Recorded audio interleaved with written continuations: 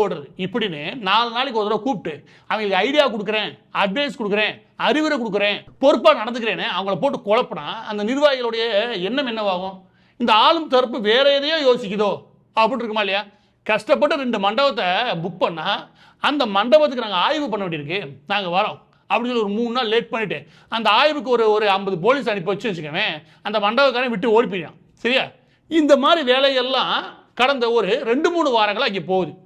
இது மேலும் குழப்பத்தை உருவாக்குறது மட்டும் கிடையாது, மேலும் நெருக்கடியை தமிழக வெற்றி கழகத்துடைய நிர்வாகிகளுக்கு உருவாக்குது. இந்த நிலைமையில தான் நடிகர் விஜய் அவர்கள் தரப்பு என்ன முடிவு பண்ணுறாங்க அப்படின்னா, இந்த 41 பேர் குடும்பங்களை சந்திக்காமல் நம்ம தேர்தல் பிரச்சாரங்களை அடுத்து மேற்கொண்டோம்னா நிச்சயம் நமக்கு கெட்ட பேர் மட்டும் கிடையாது, நியாயமும் கிடையாது. எனவே இந்த 41 குடும்பங்களை சந்திச்சதே ஆகணும். அதுவும் 30 நாட்களுக்குள்ள சந்திச்சாலும் 17 நாட்களுக்குள்ள சந்திச்சாலும் முடிவு பண்ணியிருந்தாங்க. இந்த எதுவுமே நடக்காமல் பெரிய அளவு குழப்பத்தை உருவாக்குறாங்க. குழப்பத்தை உருவாக்குறாங்கன்னு சொல்ல முடியாது, குழப்பத்தை உருவாக்குறதுக்கான எல்லா சூழலும் அங்கே இருக்கு.